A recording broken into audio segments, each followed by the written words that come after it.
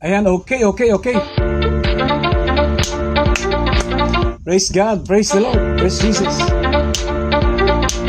Once again, great evening, great afternoon, and great morning, everyone. So, dapat niya pinapalakpakan. At syempre, dapat yung pinakamalakas na malakas sa palakpak. At mas maganda yung palakpak na may kasamang sigaw. Here we go, 1, 2, and 3. Ibigay mo na. Ayan, ibigay mo na. So mga kapatid, ngayong gabing ito, umaga tuloy. Anong umaga? Ayan, anong umaga, gabi na, Brad? Ayan, excuse me po. Ayan, oh. So mga kapatid, ngayong gabing ito ay sumasa atin pong programa hatid sa atin ng, hatid sa inyo ni Coach Ed Soriano, aka Sorin Legaspi. May ganon. Ayan, so, open na po ang ating program. At ang programa ito ay walang iba kundi ang, be a blessing, spread the good news. Pero yung nakalagay sa cup ko, di ba, dating program din natin, LSS. Okay, by the way, sige, lampas tayo dyan. So sa ating pagkapatuloy, ngayong gabing ito, dyan po kayo, at dito naman ako, at tayo po'y patuloy na magsama-sama. Ayan, hayaan nyo po na tayo po'y patuloy na mapagpala sa kanyang mga salita at syempre sa pamagitan ng mga original na awitin na ibinabahagi ko po sa inyo. At syempre, shoutout muna tayo. Dapat yung pinapalakpakan. Ayan, may umihirit pa rito. Ano sabi niya? I like it, I love it, I want some more. You want some more? I like it, I love it, I want some more. Okay, mamaya. Tingnan mo, may dumaan tuloy, oh. Ba't may naligaw? May naligaw na uwak, ha? Ayan, so sa ating pagpapatuloy, shoutout po sa ating super friends. Ayan, Sister Nora Manzano from Taguig City. Dapat niyang pinapalakpakan. So please do some comments. Kayo po mga nakatuning in na ngayong gabing ito. You are very much welcome po in your presence, no? Bagamat kayo po ay nanonood lamang sa pamamagitan po ng ating ng Facebook Live. So your presence, no? Through that is much appreciated. At ang Diyos pong magpala sa atin. At ngayong gabing ito, bago pong lahat, tayo po'y mag-pray para sa pasimula ng ating programang Be a Blessing, Spread the Good News. Aming Diyos na pinakamakapangyarihan sa lahat na may gawa ng langit at lupa, patuloy po namin kayong pinupurit, sinasambat, niluluwalhati, sapagkat kayo lamang ang Diyos at wala ng iba. At ngayong gabing ito, dalangin namin ang iyong patuloy na pamamatnubay, gabay o Diyos, sapagkat tunay na ang iyong banglingkod ay naniniwala na kung kami po'y hiwalay sa iyo, wala kaming magagawa. Kaya naman, Lord, we ask for the guidance of God the Holy Spirit, the third person of the Trinity, to take charge, to take fully control as our Master Evangelist. Lahat ng ito ay aming pong samot dalangin sa tanging pangalan lamang po ng aming Panginoong Kristo na naghahari at tunay na hari noon ngayon at magpakailan-kailan pa man. And everybody say, malakas at malaking Amen. And once again, ayan, palakpakan natin ng Lord. Yung palakpak na may kasamang sigaw. 1, 2, and 3. Ibigay mo na. At syempre, shoutout din po kay Sister Florencia Magsimbol. She is also watching from Laguna. Mabuhay mga taga Laguna. Ayan, no? May muhirit pa talaga, no? Hindi makapigil. I like it, I love it, I want some more. At syempre, andyan din po Sister, Ordon Layson. So, dapat niya pinapalakpakan. And let's have some music. Here we go. So, bagamat marami tayong pinagdaraanan, brothers and sisters, di ko man alam yan, but God knows everything. At nawa nga po ang programang ito ay makatulong sa atin upang tayo po ay patuloy na mapagpala at upang sa gayon patuloy na mapaigting ang ating pong buhay pananampalataya. At syempre, bago pong lahat sa ating pagpapatuloy, yan, shoutout tayo dyan. At tayo po'y dadako ngayon. Yan, sa team song ng ating pong programa. Yan, Be a Blessing, Spread the Good News. Sabi ng letter to the Romans, no? How beautiful are the feet of those who bring good news. O kainam sa pagmasid, o kainam pagmasdan ang naghahatid ng magandang balita. Ang kailangan po natin ay magandang balita. At ang magandang balita ay walang pinagmumulan yan kundi sa lahat ng salita ng Diyos. Ang mga mangaral nito, no? Ang mga mangaral na salita ng Diyos. Kaya ang gusto natin na tayo po ay patuloy na magtumibay sa pananampalataya, huwag po tayong iwalay sa kanyang salita. Because God and His words are one. In the beginning, John chapter 1, verse 1, in the beginning was the Word. At ang sabi doon, mga kapatid ko minamahal, sa 1 John 14, and the Word, di ba? In the beginning was the Word. John chapter 1, verse 1 to 3. And the Word was with God. Di ba? At ang sabi doon sa 1 John sa John chapter 1, verse 14, di ba?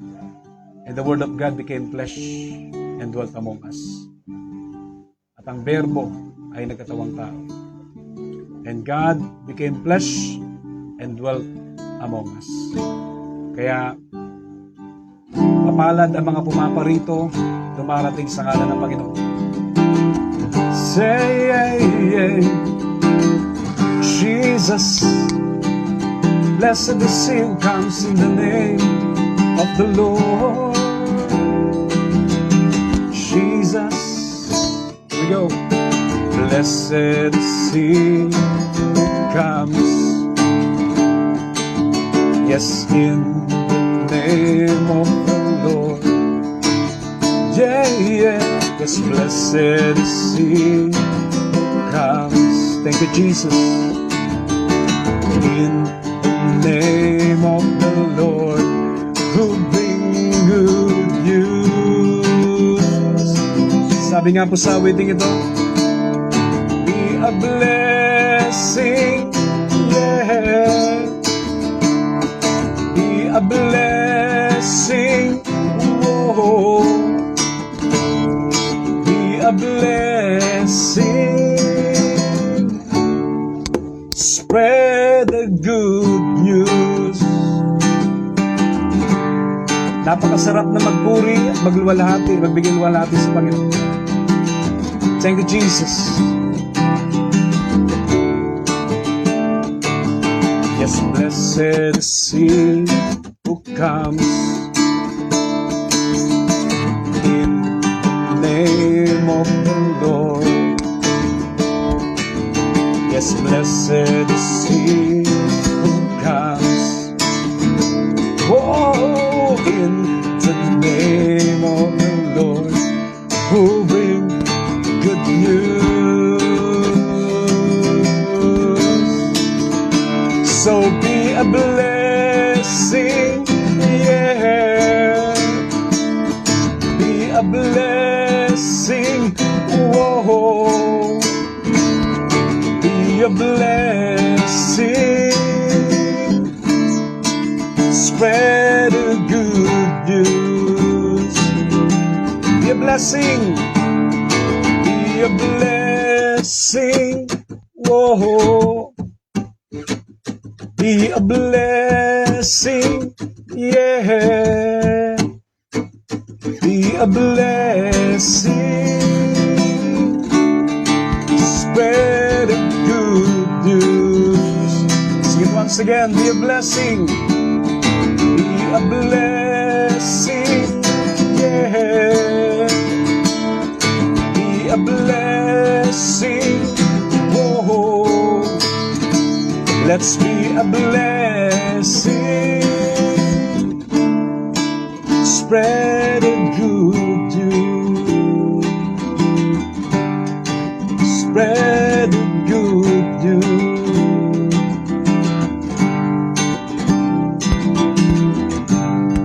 Spread a good news.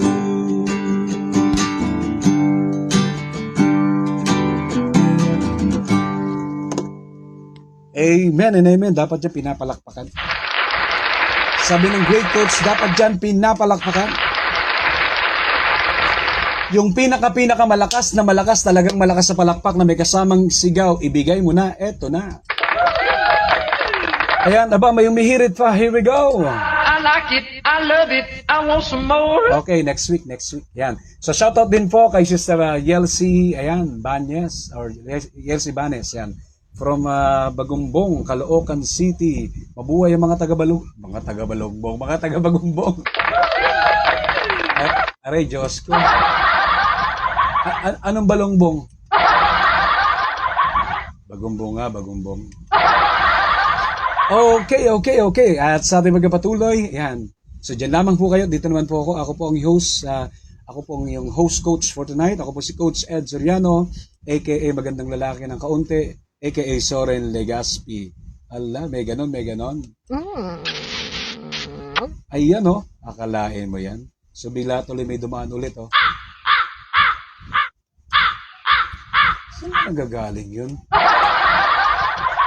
So ako po ay nagpapasalamat sa inyo pong suporta and please continue to follow ang ating FB page na ngayon po pinapanood nyo. Be a blessing, spread the good news. So dati po, no, may program tayong LSS, no, The Life Stories of My Song. Ngayon naman po yung atin pong, pero kasama pa rin po yan eh. Ang atin pong program is, kumbaga, binubuo ng dalawang bahagi. And that is, awit at salita. Yan. Words and music. At ang pinapatugtog natin dito, syempre, walang iba kundi yung mga awiting original na pinagkatiwala sa atin. At yan pong na inyong napakinggan, Be a Blessing. So yan po yung nilikha ko para mismo sa programang ito. Kaya marami pong salamat sa inyong suporta. At syempre, shoutout din, kung di ako nagkakamali, nandyan na rin si Sister Teresa. No? Sister Tere, yan, kaway-kaway naman yan, Sister Tesang Diaz, dapat yan pinapalakpakan. Pakibigay. Ayaw nilang papigil, gustong sumigaw, may kasamang palakpak. Shoutout sa mga taga-barracks, no? Kay Sister Marcia, Brother Alan, Sister LB, wari sa inyo pong lahat. Mabuhay po kayong lahat, mabuhay po tayong lahat at mabuhay ang Panginoon. At sa ating pagpapatuloy, our episode for tonight was entitled The Truth About Jesus. So maraming katotohanan ang ating masusumpungan patungkol sa Panginoong Kristo, sangayon na rin sa Biblia. Pero ngayong gabi ito, mga kapatid ko minamahal, tingnan natin yung mga ilang bagay. No? 3 bagay pong nais ko pong i-share sa inyo tonight. No? All about the truth about Jesus. Yan. 3 bagay, 3 katotohanan, no? Patungkol sa Panginoong Kristo. At sa ating pagpapatuloy, our gospel is taken from John chapter 6, from verse 41 to, from verse 51. So, pipitas tayo ng isang talata. Supposed to be yan po yung John 6, 41 to 51. Pero tayo po yung kumuha ng isang talata and let's get yung verse 51. At bago po tayo, syempre, bago natin tunghayan ang salita ng Diyos, ayan. So, isa munang malakas sa palakpak. Ayan, para sa ating makatang atleta. Ayan, so yung mga kumbaga, di ba, matagal na rin sa paglilingkod, mga nauna sa atin yan sa larangan ng pangaral ng salita ng Diyos. Ayan. Great evening po. Ayan. Sir Lando, Brother Lando Flores. Ayan. Ang ating makatang atleta. Sabi nga nila, husay. Sayhu. Aba, talaga naman, oh. Gusto mo ba, may humihirit pa rin talaga rito, eh. I like it, I love it, I want some more. So kanina medyo struggle tayo kasi balik tayo sa atin pong V8 eh. Salamat, no, gumana medyo. Pero kanina hindi ako makapag-play ng music kasi yung 2 chord ko nawawala. So pero naniniwala tayo, basta tuloy lang. Sabi nga, 'di ba? Try and try until you succeed. Tandaan natin, 'di ba? Mas maganda yung sinubukan mo kaysa hindi. Parang ganito lang 'yan eh. Pwede kayong tumawa, ha. Mas maganda na daw yung umibig ka na nabigo ka. O tapos, kaysa yung, ikinig mo ba kayo? Mas maganda na yung umibig ka kaysa nabigo ka. Kaysa yung nabigo ka na hindi ka umibig. Eh di wow. Ano yun? Sige, lampas na tayo dyan. Ayan o. So sa ating pagpapatuloy, sabi po dito sa NIV, sa New International Version, as I read, sabi sa John 6:51, I am the living bread that came down from heaven. Whoever eats this bread will live forever. This bread is my flesh, which I will give for the life of the world. Puntahan natin sa wikang sarili. Ang sabi po sa ASND, so please do some comments, ha, kayo pong mga nakikinig at nanonood. At siyempre, alam ko si Brother Lando Flores, ang ating makatang atleta, siya po ngayon ay he is watching dyan po sa lugar ng Antipolo Rizal. Tama po ba ako? Yeah. So ang sabi dito sa ASND, which simply means ang salita ng Diyos, ako, which simply means, now referring to Jesus, ako ang tinapay na mula sa langit. Mabubuhay, magpakailanman, ang sinumang kumain ng tinapay na ito. Sapagkat, ang ibibigay kong tinapay para magkaroon ng buhay, o sabi ito, ng buhay na walang hanggan, ang mga tao sa mundo, sabi rito, no, ay walang iba, kundi ang aking katawan. Mga minamahal kong kapatid, kapananampalataya, ka-blessings, yan po ang mga salita ng Diyos. So let us praise and thank God. Sa ating pagpapatuloy, our episode for tonight was entitled The Truth About Jesus. And so to speak, ang katotohanan tungkol kay Jesus. As we take a second look at the summary of our gospel, kung titignan natin, the Jews were unsure. The Jews were unsure of calling Jesus himself the bread of life. You know why? Because they grew up with him. And including that, how could he have come down from heaven? Sabi rito. At dito po yung nagsalita ang Panginoong Jesucristo and said, Jesus tells them to stop grumbling. Kasi kung titignan natin ang mga Hudyo, di ba? Hindi sila panatag. Hindi sila palagay, hindi sila makapaniwala na si Jesus, no? Na tinawag ni Jesus ang kanyang sarili bilang tinapay, o sabi ito, no, bilang tinapay, brothers and sisters, no? Okay, bilang tinapay ng buhay, ang sabi dito, no, dahil lumaki silang kasama niya. Diba?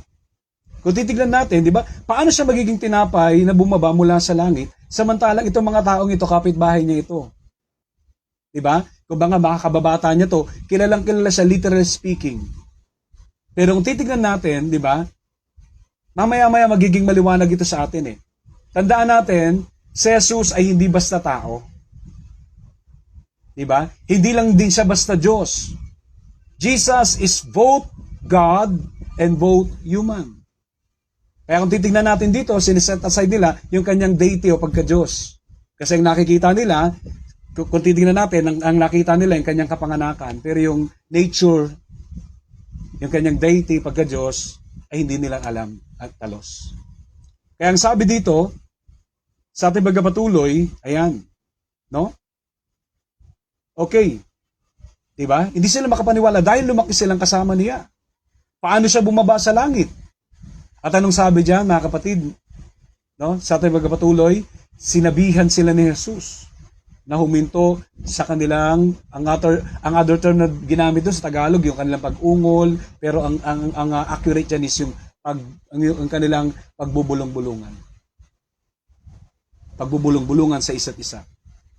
Kaya sinasabi rito, ang lahat ng lumalapit sa kanya ay pinili ng Ama. At sa John 7:37, no? Sabi ng Panginoong Jesucristo, ang lumalapit sa akin ay hindi ko itataboy. Ang sabi niya, ang lumalapit sa akin, diba, pinaintulutan ng Amang makalapit sa akin, ay hindi ko itataboy, something like that. Katulad ng sinasabi rito. Ang lumalapit sa kanya, no, ay pinili ng Ama, at ang sabi rito, okay, at ang mga darating ay bubuhayin. Kahit sino ay makakain ng tinapay mula sa langit, and that is Jesus, the manna from heaven, the bread from heaven, na ilaanok ni Jesus at mabubuhay. Sapagkat lagi nating tatandaan, ang Diyos po ay sumasa lahat at para sa lahat. At namatay siya sa ating lahat. Most especially, mind you, FYI, for your information, dapat niyang pinapalakpakan. Yung pinakamalakas na palakpak na may kasamang sigaw, ibigay mo na. Diba? Diba? FYI, for your information. Yan. Sabi ng John 3:17, for God so loved the world that He gave His only begotten Son. From heaven to earth, He gave His Son to be as a sacrifice. So yan po yung susunod nating gospel. John 6:51-58.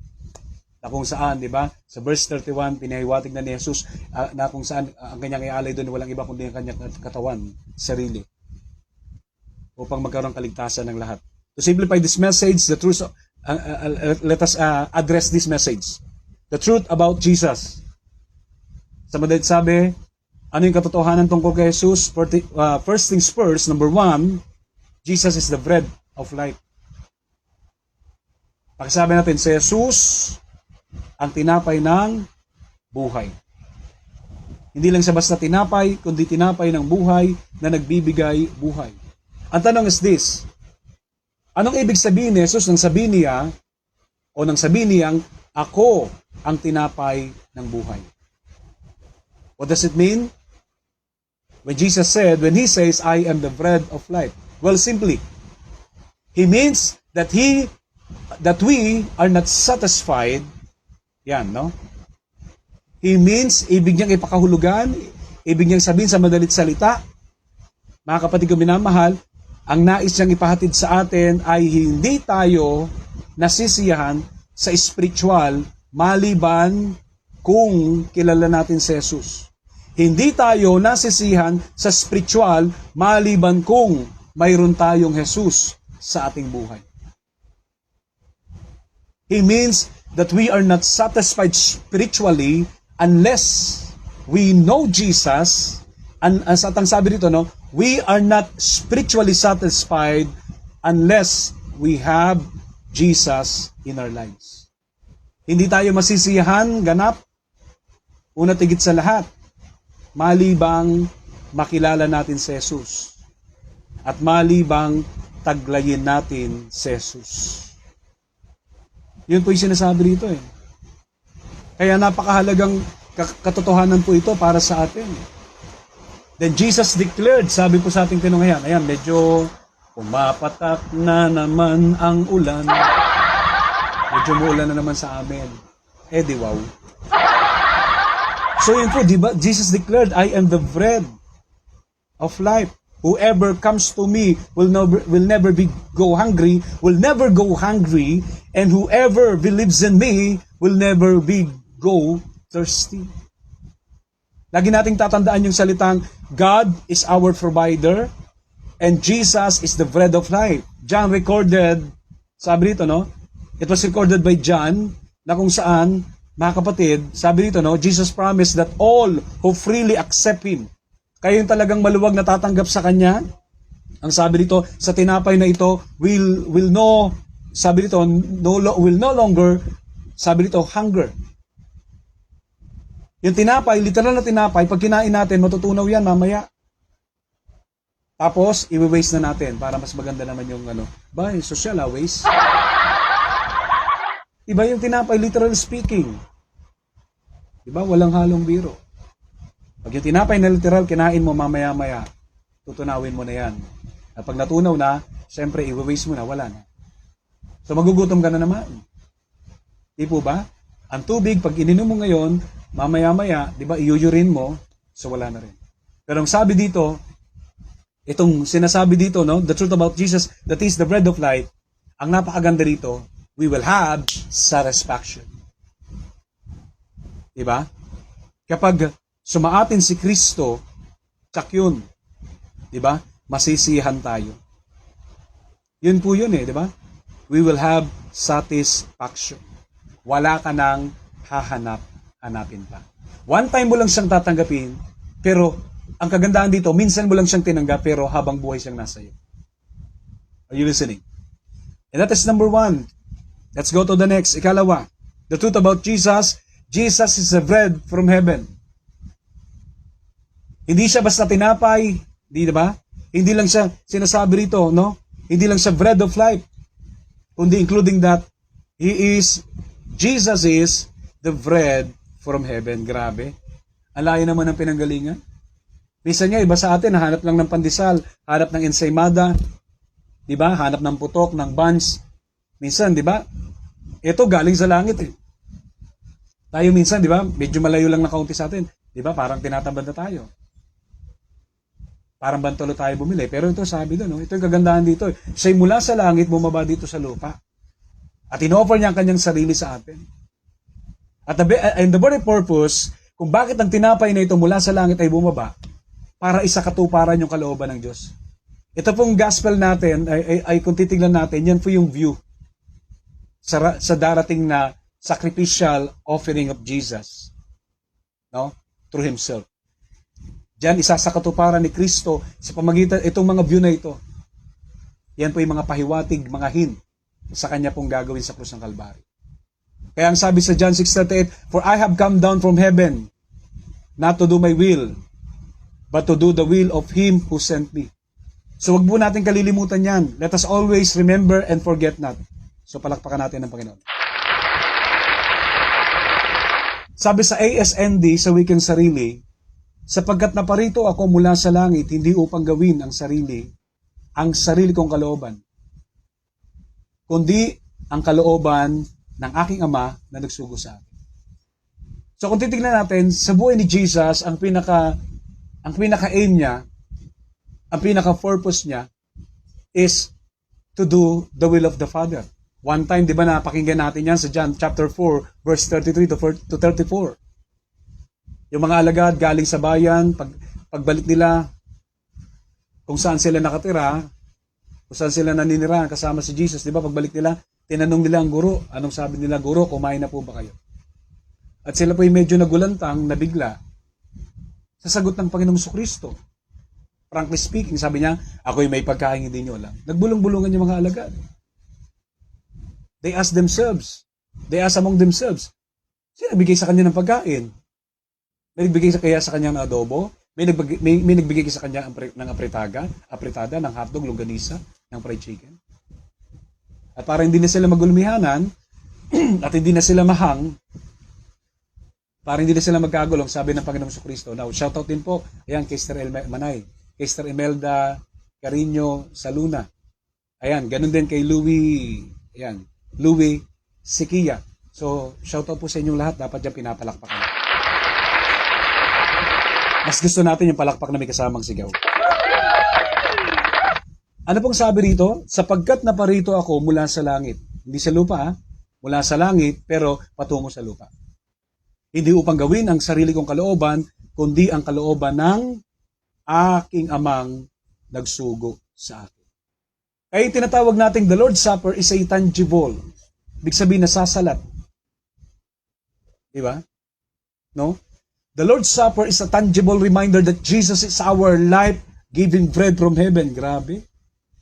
Ang hapunan ng Panginoon ay isang, nadarama, nasasalat na paalala na si Jesus ang ating nagbibigay buhay na tinapay mula sa langit. Kaya ang sabi nito, habang kumakain tayo ng tinapay, pinaalalahanan tayo na kung paanong kailangan natin ng pisikal na tinapay. Para mabuhay ang ating mga katawan, higit sa lahat, kailangan din natin si Kristo para suportahan ang ating mga kaluluwa. Grabe. Power. Kaya maliwanag pa sikat ng araw, anong sinasabi ng Matthew chapter 4, verse 4? "Man shall not live by bread alone." Deuteronomy chapter 8, verse 3, ang sabi doon, ginutom niya kayo upang ituro sa inyong katotohanan na ang tao ay hindi lamang dapat nabubuhay sa tinapay literally, but higit sa lahat sa tinapay na nagbibigay buhay, sa tinapay na bumaba mula sa langit. Walang iba ang Panginoong Jesucristo. Because we as people are called three-part type being. Three-part type being. Pagkataong binubuo ng tatlong bahagi. Katawan, spirito at kaluluwa. 1 Thessalonians 5:23, mababasa po natin yan. So, that is the second thing, that is the second truth about Jesus. Kaya, mga kapatid ko minamahal, yan po yung mga napakagandang katotohanan. And thirdly, dagdag natin, the truth about Jesus is, balikan muna natin. Number 1, what is the truth about Jesus? Jesus is the bread of life. Si Jesus ang tinapay ng buhay. Ikalawa, Jesus is the bread from heaven. Si Jesus ang tinapay mula sa langit. And thirdly, idagdag natin para mas masarap, para mas maganda. Katatlo, number 3.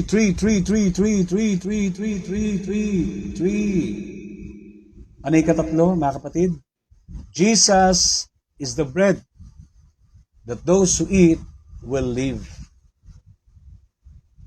Sa madalit sabi, si Jesus ang tinapay na ang mga kumakain ay mabubuhay. Sa mga kapatid, nabanggit ko nga po sa aking outreach, no, this week, yung nakaraang linggo, o last week, I mean, no, pinaalala ko po sa akin po pangangaral sa pagtayo sa pulpito, no, kasi madalas, what we eat, di ba, sabi dito, di nakakabuhay, kundi pampaikli ng buhay. What you eat, including that, is who you are. Ayan, so, nag-slow connection tayo. Kaya ngayon lang tayo nakabalik at ang gamit naman natin ngayon is yung ano na, data na. So, salamat, medyo, buti may load pa tayo. Ayan. Salamat kay Gcash. May ganon. Eh di wow. Ayan, shoutout din po pala kay Sister Menchi C. At ganoon din, no, si Sister Beth Marquez. Ayan. So, from Marilao, Bulacan. Yan. At ganoon din si Brother Jose. Yan, Raul. Yan, si Manoy. From Laguna. He's also watching. So, yun po Ikalawa, no? O ikatatlo, Jesus is the bread that those who eat will live. Kakaingat po tayo sapagkat sabi nga, no? What you are eating kasi madalas hindi nakakabuhay. Kung hindi nakakapagpaikli ng ating buhay. Lalo na syempre kapag halimbawa, 'di ba, above 40 ka na, 50 ka na, so dapat medyo maingat na rin sa atin pong katawan. Sapagkat, 'di ba? Love yourself. 'Di ba? Kasama rin 'yun. 'Di ba? Love your neighbor as yourself. Love God, your neighbor, and yourself. Siyempre, sino bang magmamahal sa sarili mo kundi siyempre, una tigit sa lahat, ang Diyos, pangalawa ka ikaw rin. Ingatan ka ng Diyos, ingatan mo rin sarili mo. Tama po ba yun? O may tama? Yan, so, di ba? Magandang halimbawa dyan, like what? Di ba? Yung highly processed, di ba? Highly processed, deli meats. Di ba? Alam nyo na yun. Yung mga dilata, yung mga junk food. Di ba? Junk foods. Kaya nga junk foods Di ba? Food that is unhealthy. Kaya nga junk food, po gawa kumbaga kung titingnan natin, junk, 'di ba? Pag sinabing junk, 'di ba? Panapo na 'yon. 'Di ba? Kumbaga sa mga bagay, 'di ba? Tinatabi na lang, pan-junk na. Oh. So 'yun po ang napakagandang bagay diyan. At dito sinasabi, including that, sabi ni Jesus, I am the living bread that came down from heaven. Whoever eats of this bread will live forever. And the bread that I will give for the life of the world is my flesh. Kaya dito in-extend ni Jesus yung katotohanan. Dito unti-unti, 'di ba? Inaalis niya yung tabing. Dito unti-unti makikita natin na nagpapahiwatig ito na siya ang Mesiyas. Kaya nga sabi 'di ba ng Bible sa ating tinungayan, He is the Son of God. Siya ang anak ng Diyos. At ang sabi dito throughout the gospel, Jesus asserts that He is the bringer of eternal life for those who trust in Him. Di ba? Kaya sa ebanghelyo, sa buong ebanghelyo, iginit ni Jesus na siya ang tagapaghatid ng buhay na walang hanggan. Para sa mga nagtitiwala sa Kanya. Including that, ang sabi dito, ang mana isa ng kwento ng kapangyarihan ng Diyos. Tama naman po yun. Diba? Ang Diyos nagpadala ng manna from heaven. May kasama pang pugo. Pero ang sabi doon, they eat manna pero namatay din sila. Pero ang sabi dito, ginamit ni Jesus ang pagkakataong ito para linawin na ang buhay na dinadala niya bilang mana ay ang ganitong uri ng buhay. Ito ay tumatagal magpakailanpaman. The second manna na tinatawag dito higit sa lahat, diba? Kasi ang alam natin, yung manna is from heaven, tinapay mula sa langit. At ang sabi dito, si Jesus is the bread who came from heaven. Saan galing si Jesus? Sa heaven. Siya yung second manna. Na kung saan, ang sabi dito, ang kumakain ng manang ito, hindi lang lulusog, hindi lang pagpapalain, both physical and spiritual, kundi hahabang buhay, mabubuhay, magpakailanpaman. May mga kinakain tayo na hindi nagpapahaba ng buhay. Nagpapaikli ng buhay. Pero si Jesus, siya yung nag-aalok sa atin ng buhay na walang ganang mahabang buhay. Na kung saan ang tumatanggap sa Kanya at kumakain sa Kanya ay magkakaroon ng buhay na wala hanggan. It extends forever. Ito'y tumatagal magpakailan pa man. Kaya yung mga taong lumalapit sa Diyos, di ba? Naglilingkod sa Diyos, in-extend ng Lord ang kanyang buhay. Lalong-lalo na yung nagpapahalaga sa kanyang mga salita. So yan po yung simpleng katotohanan patungkol kay Jesus. Our episode for tonight was entitled The Truth About Jesus. At ano po yung tatlong bagay na in-impart ko ngayong gabi ito na aking tinuro? First things first, number 1, the truth about Jesus is the bread of life. Hindi lang siya basta tinapay, kundi tinapay ng buhay. Sa Jesus ang tinapay ng buhay. At ikalawa, Jesus is the bread from heaven. Sa Jesus ang tinapay na mula sa langit, hindi mula sa bakery.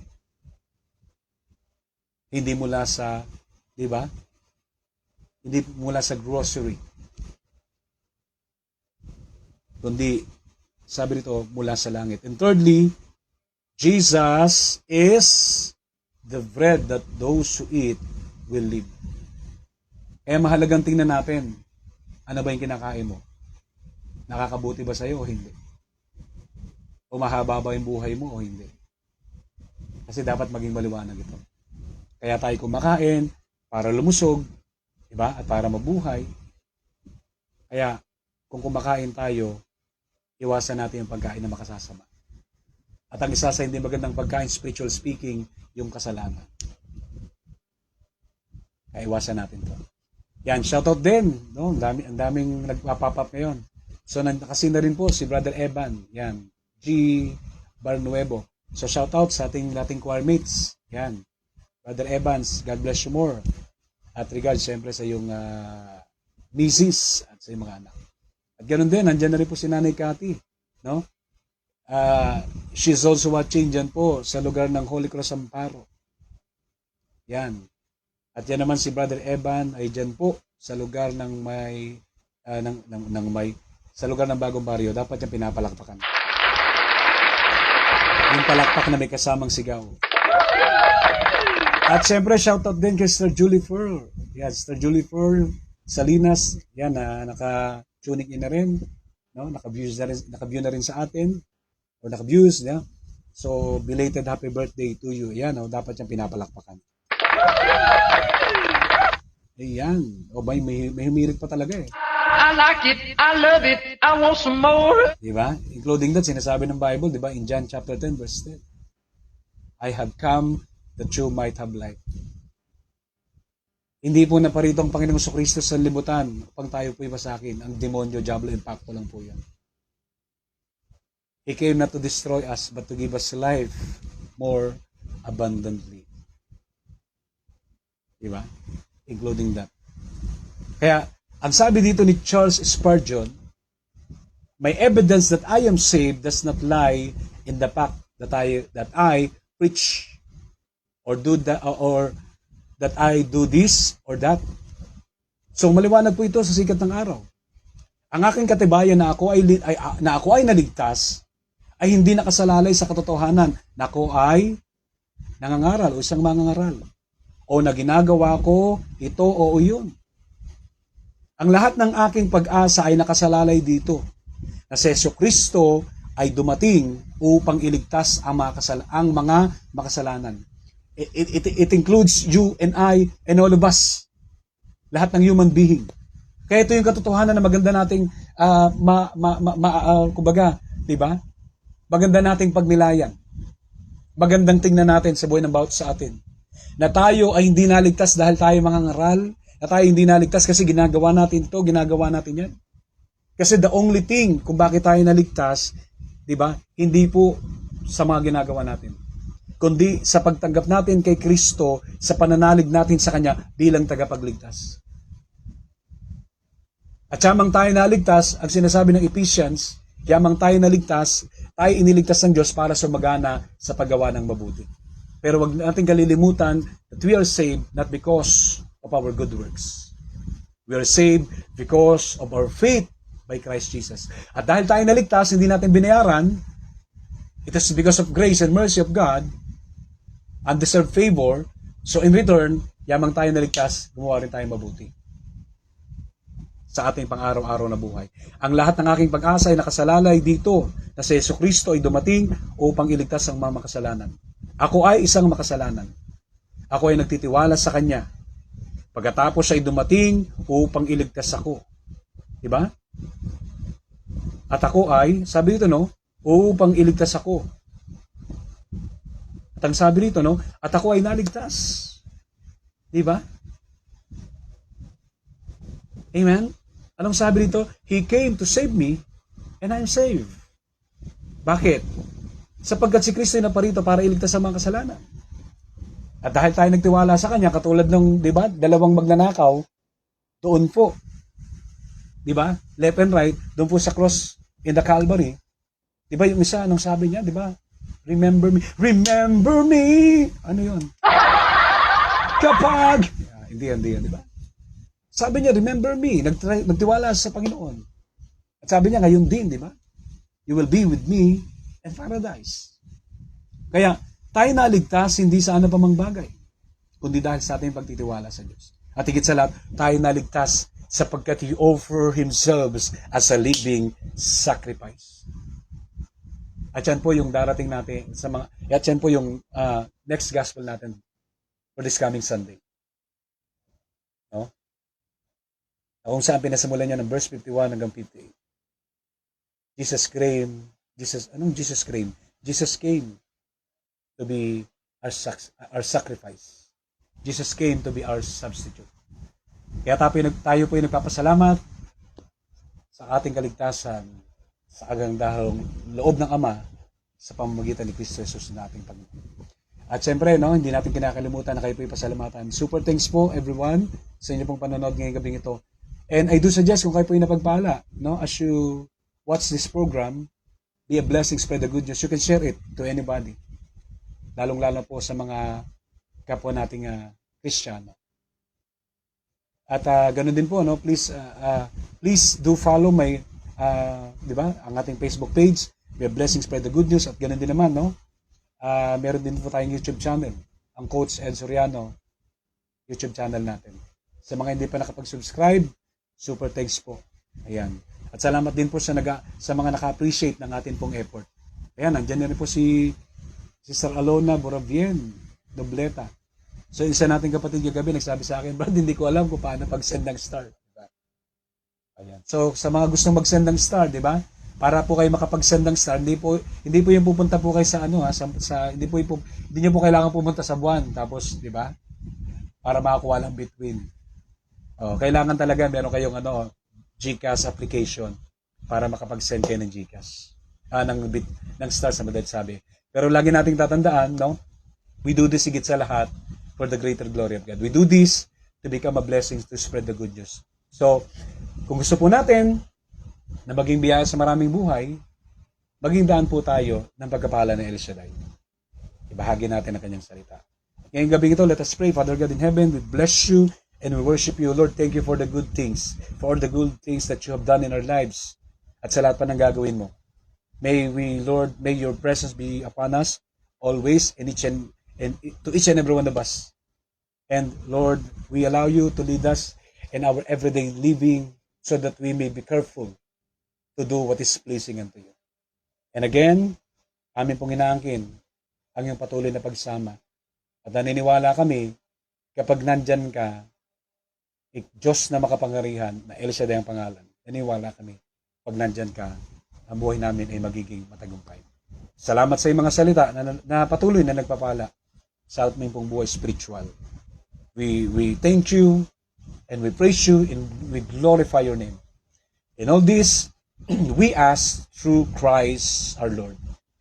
And everybody say, Amen and Amen. So again, maraming salamat po for tuning in. At maraming salamat po sa inyo pong walang sawang pagtangkilik sa atin pong FB page, Be a Blessing, Spread the Good News. At ako pong inyong nakasama ngayong gabing ito, ako po si Coach Ed Soriano, aka Sorry Legaspi. May ganun talaga. Hindi talaga mawawala yung aka Sorry Legaspi. Pampasayo lang po yan. Until next week, natin kakalimutan, Pag linggo na, be a blessing, spread the good news na. And that is from 8 to 9 in the evening every Sunday. Kaya naman, a great and a blessed Sunday sa inyo pong lahat. Naway habulin tayo ng napakaraming pagpapala ng Panginoon. Hustong takal, siksik, liglig at umaapaw at walang sukat paglagyan. Bless ka na, talagang bless ka na, kitang-kita ko. God bless everyone.